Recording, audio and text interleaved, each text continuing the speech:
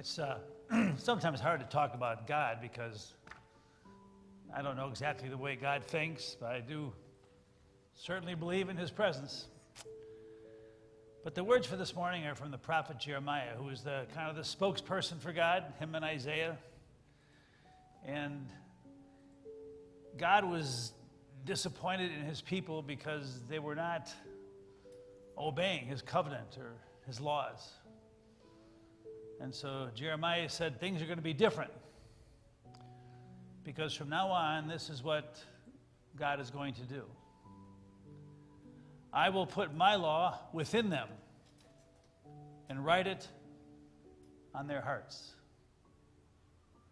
No more just don't do this, don't do that, don't do this.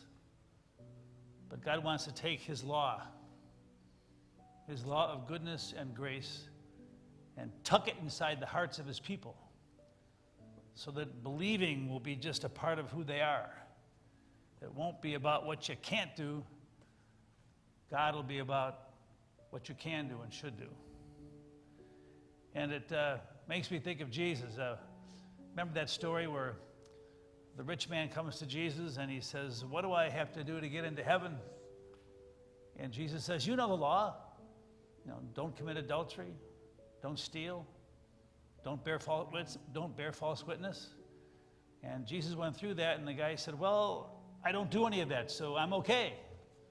And he starts to walk away, and then Jesus said, "Wait a second, there's one more thing.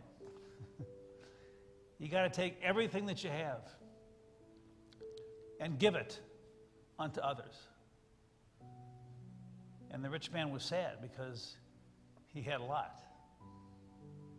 But in so many words, Jesus is trying to say, my law is not about what you can't do. My law is about what you should do. It's about what you can give. It's about the way you treat others. I was thinking about the kids who park here, and of course, Debbie knows more than I do because she runs that part of our church. And we always have this meeting with the parents and the kids before the school year to tell them what they can't do. And for years, I would just make a list of all the things you can't smoke, you can't drink, you can't do this, you can't do that. And after a while, I looked at myself and said, Don, that's really not the way to approach it. And so the past year or two, when the kids come here with their parents, I simply say, there's only one rule, and that rule is respect. Please respect this place. Respect each other. Try to respect us. Because when all you say is what you can't do, it kind of wears people down. It wears me down. It wears you down. But there really is only one law, and that's the law of goodness and respect. And that's the kind of spirit that Jesus infuses, hopefully, into each one of us. I must admit that today, Halloween Day, I tried to put on my costume of kindness. And I came to church, and I was thinking about Ukraine because, my gosh, it's worse than ever. And every morning on WGN, there's someone from Ukraine who reports in to Bob Surratt, and he couldn't even report in because so much power is out there, so much bombing, he couldn't even talk to us. And I thought about that tragedy in South Korea, all those young people killed. And I'm so tired of the campaign where all you do is drag somebody else down, So I came to the church and opened the door and sat in my office, and maybe I'm like you. I pictured one person in my life that I love so much, and there was a picture of my grandparents on the wall, Bernie and Helen. And they lived in Roseland.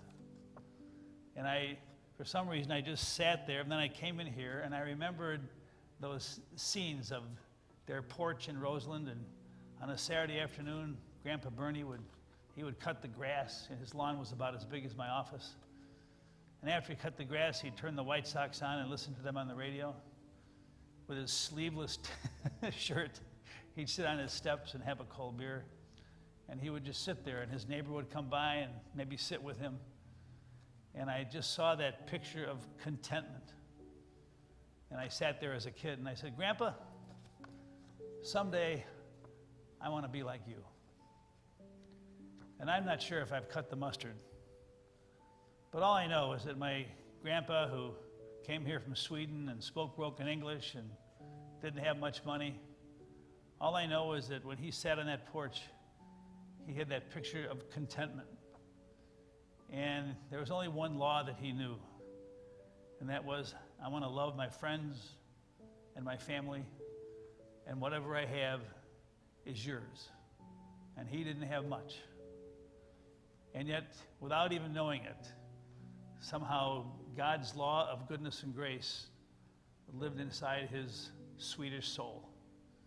And without having to say a word, he exuded the humility and the goodness of grace that Jesus gives to us. And I thought of that look of contentment.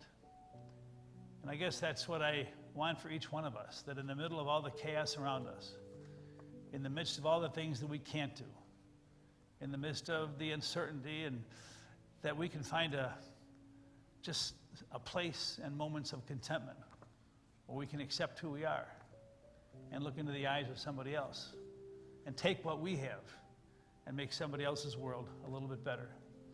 It's hard to find that peace. It's that kind of peace that brings us together. God bless each one of you. Have a blessed Halloween, and I look forward to talking to you on Wednesday. Our Thought for the Day Live Wednesday will be a little bit early because of a funeral, probably about 8 o'clock in the morning. God bless.